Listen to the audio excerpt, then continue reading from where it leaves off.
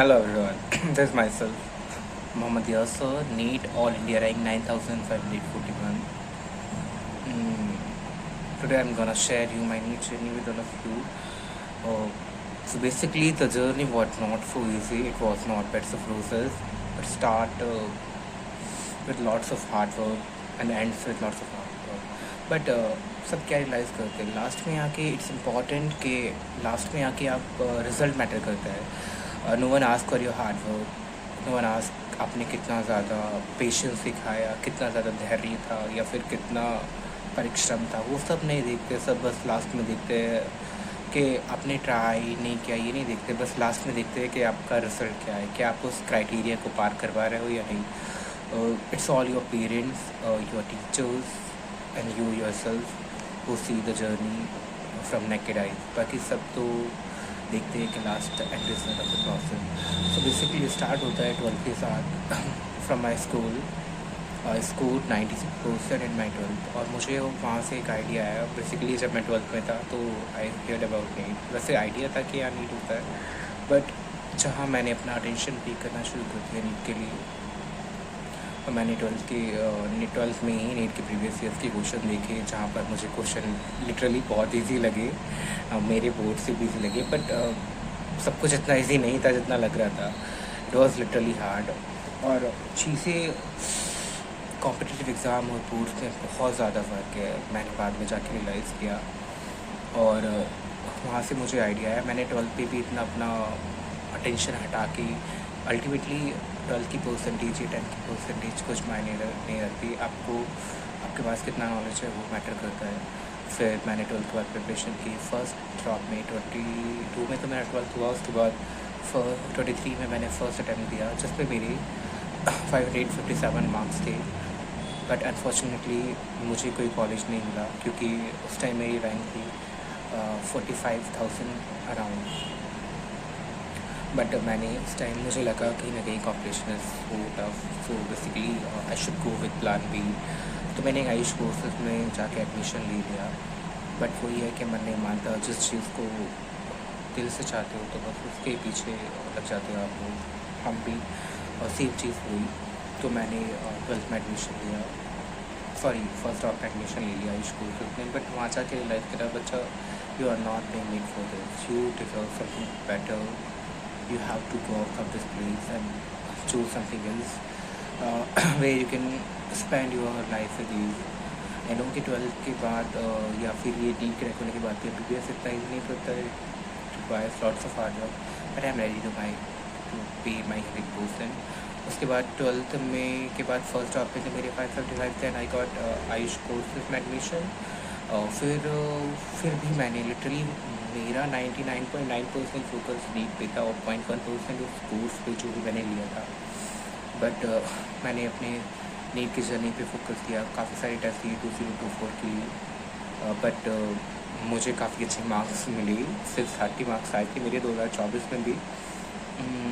एक महीने तो जब मैंने करा कि पेपर वगैरह चेक किया तो इसी उसमें था कि हाँ यार हो जाएगा.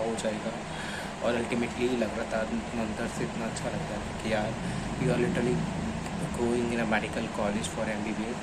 But things got change. जब रिजल्ट अनाउंस हुआ, रैंक कितनी इन्फ्लेट हो चुकी थी, वो जाके 50,000 पे जाके रुकी. और आप उस टाइम ऐसा लग रहा था कि इट वॉज लाइक सैंड. आपके हाथ से वो रेत था जो फिसल गया. पर ये चीज़ मेरे कंट्रोल में नहीं थी, ना उन बच्चों के लिए कंट्रोल में जो बॉर्डर पे आके रुक गए. बट ये ऐसी चीज़ हुई थी कि आई थिंक कोई भी वर्ड्स में एक्सप्लेन नहीं कर सकता कितना ब्लंडर हुआ था ये. बट क्या ही कर सकते थे. We are just students. But एक अंदर से विल थी या फिर एक चांस और दे अपने आप के. देन आई पे माई 100% फोकस टू नीट. और मैंने प्रिपरेशन फिर से स्टार्ट की. एग्ज़ाम के 2-3 महीने बाद I just not touch anything because इतना ज़्यादा अपसेट था सब चीज़ों से. लेकिन फिर मैंने अपना 100% अटेंशन नीट को दिया. और उसके बाद काफ़ी सारे टेस्ट भी लगाए. ऑलमोस्ट आई थिंक इस साल देखा जाए तो मैंने 100 के प्लस टेस्ट लगा दिए होंगे. बाकी एक ऑफलाइन टेस्ट सीरीज़ भी ज्वाइन की, PW ने ऑर्गेनाइज़ की थी. इसीलिए मैंने ज्वाइन किया। बाकी ये जर्नी बहुत ज़्यादा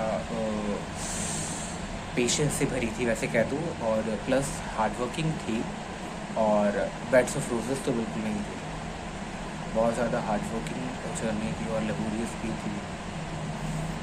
आप सभी को जब भी प्रिपेयर करते हो तो नीट के लिए आपको बेसिकली अपने ऊपर सेल्फ डाउट नहीं होना चाहिए। आपके पास टीचर का सिलेक्शन अच्छा होना चाहिए। आप कौन से बुक यूज़ कर रहे हो, मॉड्यूल एक टीचर एक सोर्स पे आपको अडिग रहना चाहिए। और सेल्फ डाउट लोगों को क्या है, लोग तो बेसिकली एंड प्रोसेस देखते हैं कि आपका सिलेक्शन हुआ है नहीं, बट इट्स यू जो उस जर्नी को जीते हो, उस जर्नी में पार्ट होते हो। तो बेसिकली किसी की भी नेगेटिव कमेंट्स पे ज़्यादा फोकस मत करना, और बेसिकली फोकस करना लेकिन उन्हें प्रूव करना, बेसिकली गलत प्रूव करना। मुझे भी काफ़ी लोगों ने कहा, बट एट द एंड अब सब चुप हो गए। नाउ उनके क्वेश्चन जो थे अननेसेसरी वो ख़त्म हो गए, और उन्हें आंसर मिला। ऊपर वाले अल्लाह ने उन्हें आंसर दिया कि हाँ ये मेरा आंसर है। अब उनके क्वेश्चन ही ख़त्म हो गए ना ही वो मुझसे अब कुछ पूछते हैं। और उन्हें जितने भी क्वेश्चंस थे कि हाँ ये टाइम वेस्ट कर रहा है, ये क्या कर रहा है, ये क्यों कर रहा है, उन्हें सब के आंसर मिले। अल्टीमेट मोटिवेशन है कि आपको अपनी फैमिली के लिए करना है, आपको अपने पेरेंट्स को प्राउड फील कराना है। बेसिकली कोई नहीं चाहता इतना ज़्यादा हार्ड वर्क करना, बट आप अपने पेरेंट्स के लिए, अपने मम्मी पापा के लिए ये सब करते हो क्या, ताकि आपके पेरेंट्स को भी प्राउड हो कि हाँ हमारा बच्चा कर रहा है। और बेसिकली मैंने अपना जो प्रिपरेशन था वो PWC किया। मैंने अपने 3 अटेम्प्ट में PWC प्रिपरेशन की है। मेरी टीचर का सिलेक्शन था कि यहाँ मुझे फ़िज़िक्स तो MR सर आप सब जानते हो बहुत ज़्यादा फेमस है, काफ़ी अच्छे टीचर हैं MR सर। और भी कुछ इंसान है या जो भी व्यक्ति है वो उन्हें बुरा भी कह रहा है कि हाँ ऐसे बोलते, but he is the best. I can see proudly is the best. भाई उसके बंदे के नोट से बाहर कुछ नहीं जाता। इस बार तो भाई देखो किसी के हाथ में नहीं था, सबके नोट से बाहर गया है। बाकी वो बंदा बहुत अच्छा पढ़ाता है। 95% मेहनत, 5% जो इधर उधर का है वो आपको खुद देखना पड़ता है, बाकी 95% वो करके देते हैं। भाई बहुत अमेजिंग टीचर है हमारे साथ। फिर आते हैं केमिस्ट्री के लिए फ़िज़िकल केमिस्ट्री तो देखो मैं झूठ के बोलूँ तो मैंने सर्वेश दीक्षित सर है जो अनअकैडमी में पढ़ाते हैं संकल्प भारत में। तो बेसिकली पहले वो PW में थे, बट 2023 में शायद उन्होंने छोड़ दिया था, 23-24 में। बाकी वो बहुत अच्छे पढ़ाते हैं, उनका स्टाइल बहुत बढ़िया है। तो मैंने वहाँ से कंप्लीट पढ़ा, मुझे उनके लेक्चर टेलीग्राम से मिल जाते थे इजीली। और ऑर्गेनिक केमिस्ट्री के लिए आप सब जानते हो professor is God of organic chemistry. उनकी बेसिस बहुत ज़्यादा हेल्प करती है इतनी बड़ी रिएक्शन को इजीली करने में, और आई थिंक वो एक बहुत अच्छा स्क्रिप्ट बना के देते हैं। तो अनडाउटेडली अगर आपको प्रिपरेशन करना है तो आप प्रोफेसर के साथ जा सकते हैं। देन आते हैं मोहित आदिश सर, ऑर्गेनिक केमिस्ट्री थोड़ी स्ट्रिक्ट है और इतनी ज़्यादा फ्रेंडली भी नहीं, बट वो बंदा बहुत मेहनत करता है। सिर्फ वो होता है ना कि मछली की अर्जुन को मछली की आग दिखती है, उसी तरीके से उन्हें सिर्फ टू द पॉइंट पढ़ाते हैं। ऐसा नहीं कि कहीं ये पढ़ा दी तो सूफ पढ़ाते नहीं, वो बिलीव करते हैं अपने ऊपर और काफ़ी अच्छा पढ़ाते हैं और टू द पॉइंट क्वेश्चन भी कराते हैं। और मेरा कंप्लीट बायो जो था वो जूलॉजी और बॉटनी मैंने आकांक्षा अग्रवाल नाम से पढ़ा, यू नो दैट। वो भी PW से है, बॉटनी भी और जूलॉजी भी। और मैम आई थिंक बायो की इनसे अच्छी टीचर दोनों सब्जेक्ट में मिला के नहीं मिलेगा, और इवन सिंगल सब्जेक्ट में जूलॉजी में नहीं लग सकता क्योंकि कोई भी आसपास नहीं है। She is one of the best teacher of biology, बहुत अच्छी कंसेप्ट है।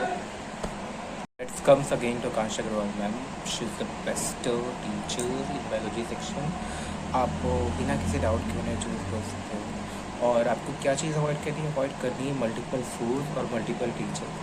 आपके सब्जेक्ट में आपके पास एक सोर्स होना चाहिए, जो भी सोर्स को कर रहे हो, जिससे भी क्वेश्चन कर रहे हो या थ्योरी कर रहे हो, बस आपको ब्लाइंडली उसे फॉलो करना चाहिए। उसे from the start to the end तक उससे भी थ्रू जाना चाहिए। टीचर सभी अच्छे हैं, बाकी आपका पढ़ने का नज़रिया आप किस टीचर को चुनते हैं और जिससे आपको फ्लुएंसी मैच करती है आप उसे चुनो। टीचर को कंपेयर कभी नहीं करना। We always a teacher, we always a student, हमसे ज़्यादा ही जानते हैं, हमें कुछ सिखा के ही जाते हैं। बाकी आपको जो कुछ जानना हो तो आप कमेंट कर सकते हो। Ready to we also. Thank you so much everyone, thank you.